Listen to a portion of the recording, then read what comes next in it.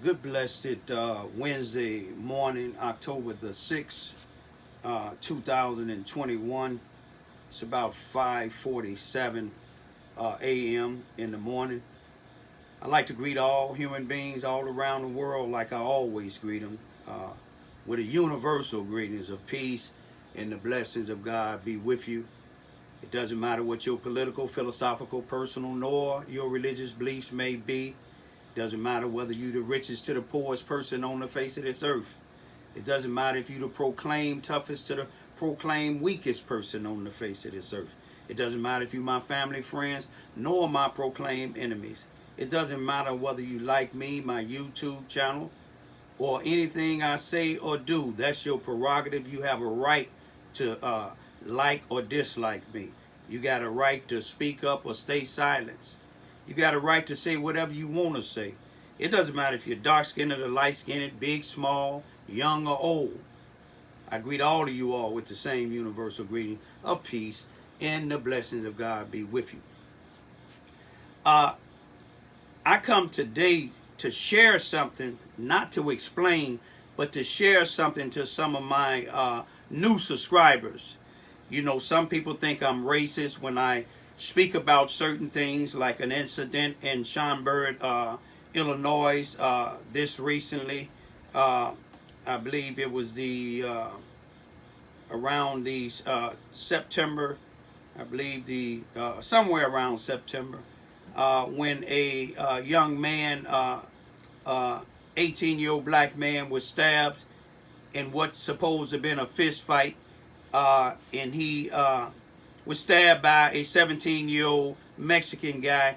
And I mentioned Mexican, and some people, they think that I'm race baiting, but if you listen to the whole video, I explained to you my oldest son, may he rest in peace, who was found hung in Carbondale March the 19th, 2021, and they immediately claimed it on the scene as he hung himself or suicide. But that's not what I'm coming to talk about. But his oldest daughter, which is like about 31 years old now,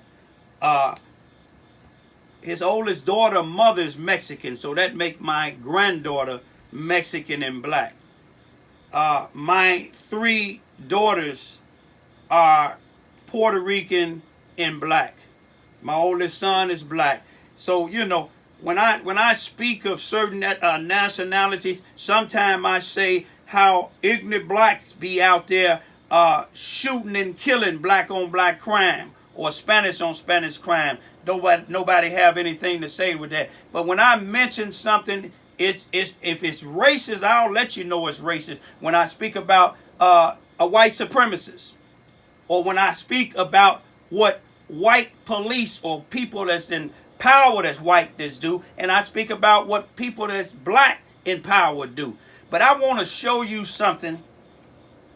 Some people wonder why I criticize the NAACP here and in Carbondale. You know, it's a lot of things in the 25 years that I've been down here fighting alone out front. Now, there are some people that stood with me in certain things. But, you know, when you look at the whole picture and you will ask yourself, why didn't the NAACP here in Carbondale, Illinois, or any place else? Because some of my issues, I went all the way to the Washington, D.C. chapter. Since they done had several presidents in the last 25 years, but I got no help. But I'm going to speak about one individual event that took place on Malcolm X's birthday on May the 19th, 2008, here in Charleston, Missouri, Mississippi County, in the 600 block of Vine Street, at my house. That the NAACP knew about it. The police department knew about it. The sheriff department knew about it. Susanna Wesley Family Learning Center knew about it. most of all of these preachers and all these other so-called leaders knew about it. And it's something that I want the public to see what type of people you dealing around here in Charleston, Missouri. Now, it's one thing when you don't like me, but when you put my children's involved, especially when they like 1 and 2 years old, see, I keep a paper trail. You see what I'm saying? I keep a paper trail of everything that happens. And I want y'all to see something. You see, what this NAACP, Susanna Wesley Family Learning Center, let happen to my then 1 and 2 year old daughters that's 15 and 16 now. You see, me and their mother was married. Got married in 2004. Things was going well. She had some problems with some addiction, but we went through it together. But these same people that you all think that's leaders here in Charleston, Missouri, you see, they took advantage of her past addiction, got together with the criminals. That's how they work down here. All you look at some of my YouTube videos, you will see the NAACP, you'll see the Sheriff Department, you'll see the Police Department, you'll see Susanna Wesley Family Learning Center, you see some of the people from the Charleston R1 School District, you'll see these black ministers and white ministers that y'all think that's leaders in this community. You will see them marching hand in hand with known drug dealers. Known individuals that start in chaos only in the black community, not in the white community, but in the black community. But I want to show you where all of them stood on May the 19th, 2008, when my then wife, my 2 youngest daughters' mother, may she rest in peace, she passed away last year in March, I believe March the 15th, of 2020, but they allowed her, well, they manipulated her. The system did, along with the criminals that they back. You know, the criminals that they know that contribute this poison in our the black community on the west side of Charleston, Missouri. She had went out of the house May the 16th in the morning when I came home from work for lunch and left out and didn't come back. I waited 24 hours. I couldn't go back to work.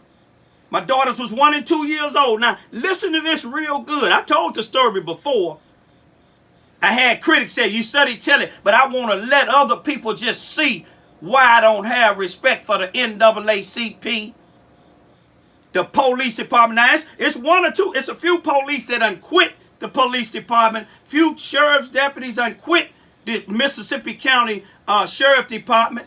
And some that police that done quit the Charleston, Missouri Police Department because they see what type of individuals they are. But on May the 16th, 2008, 3 days before the 19th, she left out and didn't come back. And I knew what happened. Her addiction has been triggered off again. And I waited 24 hours, went down to the Charleston Police Department. Listen to this real good. On May the 17th, 2008. See, I can come from here. When they come with stuff with me, they got to read from paper. But I got a good memory on this here. Went down and talked to an officer by the name of Barry Morgan. Barry Morgan.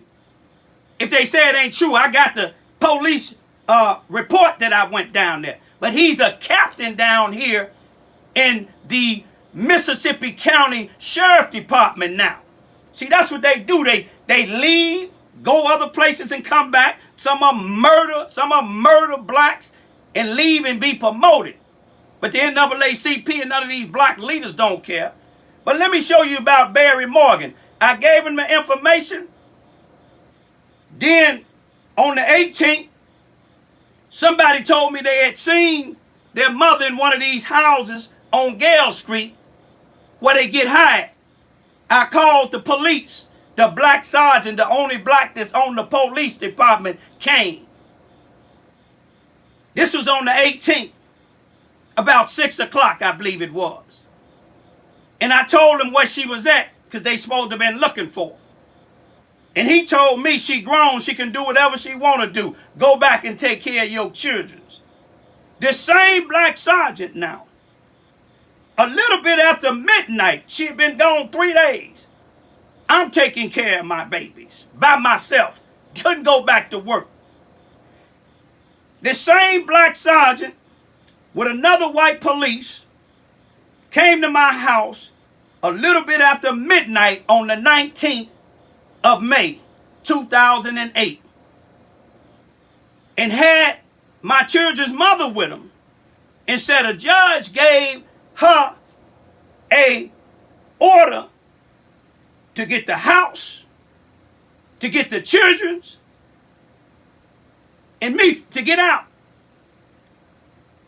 But she didn't want to stay in the house. You know why? And they didn't want her to stay in the house because the neighbors knew.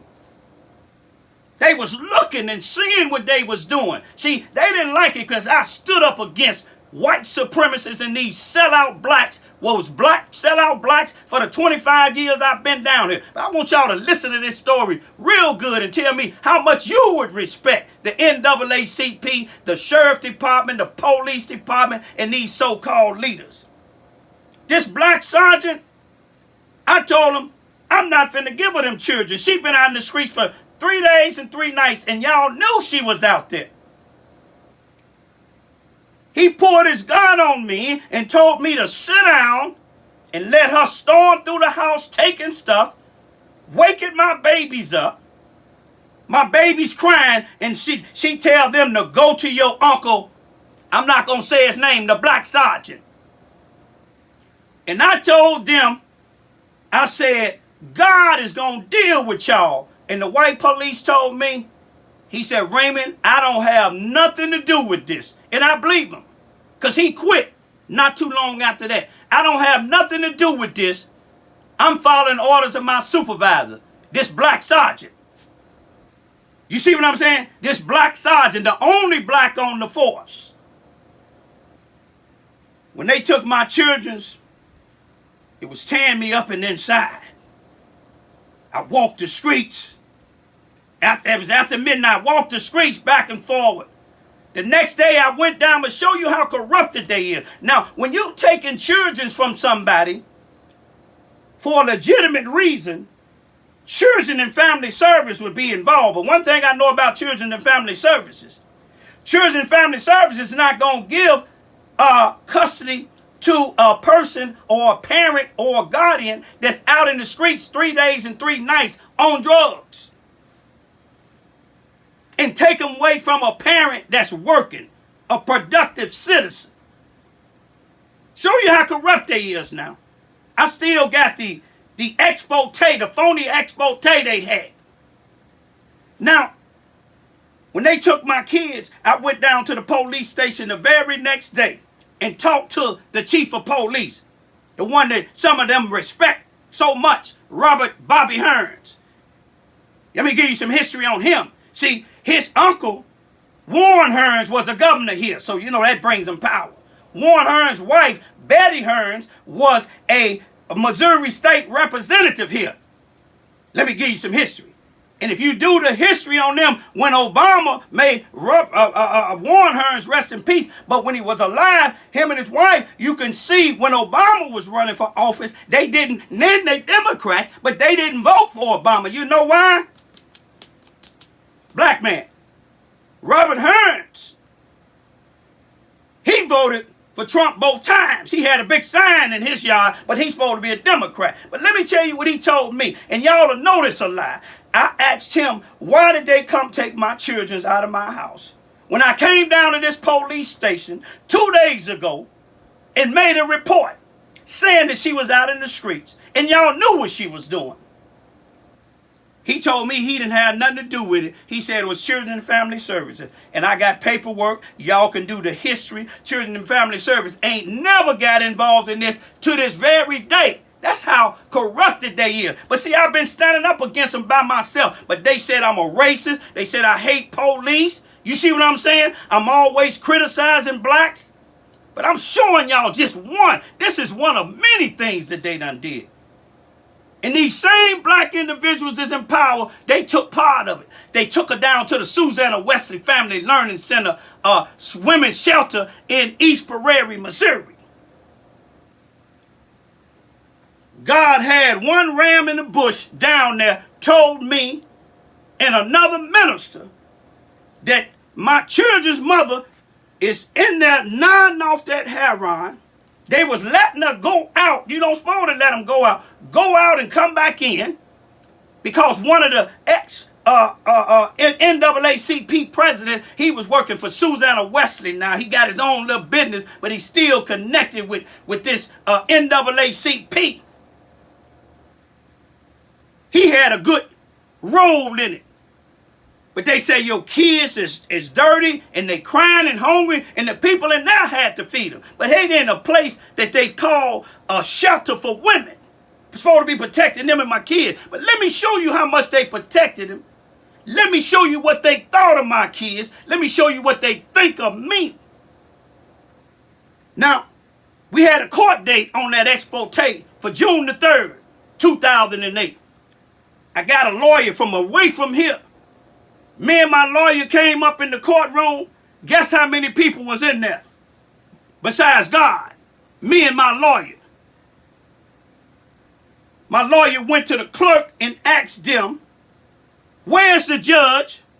Where's my children's? Where's my children's mother? Where's the court tonight? Where's everybody at?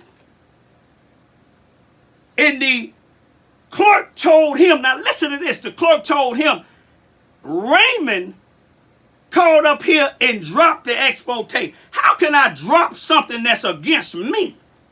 But see, we had found out that these same people that's a part of the NAACP, these same people that's part of the police department, sheriff department, and Susanna Wesley Family Learning Center supposed to be helping people, they paid our way to Chicago.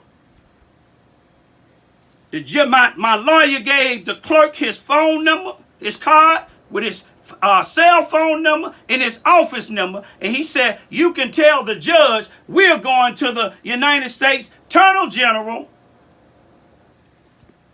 and report this here because this is a miscarriage of justice.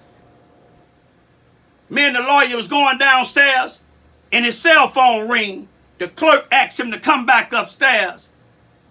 And she said, the judge said, since my ex-wife didn't show up, they dropping the expo tape. That ain't what we went for. We went to get my children because they was in danger. Anytime a female or a male is out in the streets for 3 days and 3 nights and you know they getting high off of heroin and crack,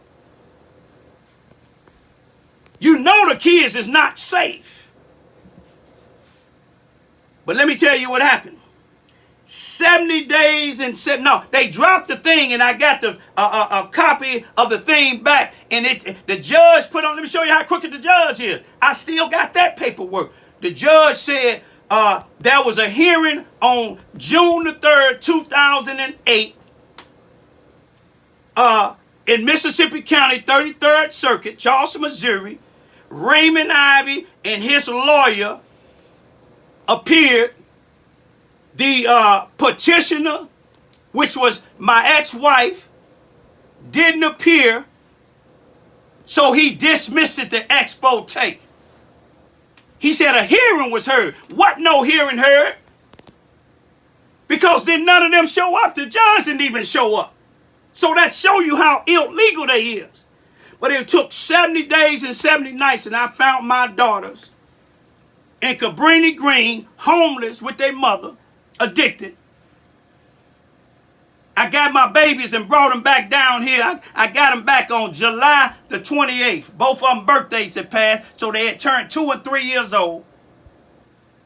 And my then 2-year-old I didn't know it at the time, but the 3-year-old queen had enough sense to say something wrong with Birdie's arm, because Birdie was crying when I had both of them in the car seats in the back. But I did something illegal. I drove all the way from Chicago back to Missouri with Birdie in my lap, because that was the only way her arm would feel comfortable. I took him to their doctor on the 29th in Charleston. He couldn't find nothing, but he knew something was wrong. He sent me to Children's Hospital in St. Louis the next day on the 30th. And they took an x-ray and they said, Mr. Ivy, Birdie's elbow was fractured at a minimum of 2 weeks out in the streets, y'all. Could have been longer than that. Let me show you something, y'all, from 2008. Birdie was this little. This is the cast that was on her arm. You see this here? And then when they cut the cast, a guy that was training, he accidentally, but I didn't try to sue him or nothing. We heard Birdie hollering, and he accidentally, when he put the little thing in here to measure, he accidentally put a scar that's still on Birdie's arm right now. I didn't blame him. I go back to the police department that came in my house, the sheriff department that didn't do nothing, the judge that didn't do nothing, the NAACP, Susanna Weston, and all of them. But after that, when she came out of that, she had to wear this here for a while like a sling. Now let me show you, y'all. That's Birdie back then. You see that cast on her arm, y'all? You see how they smiling?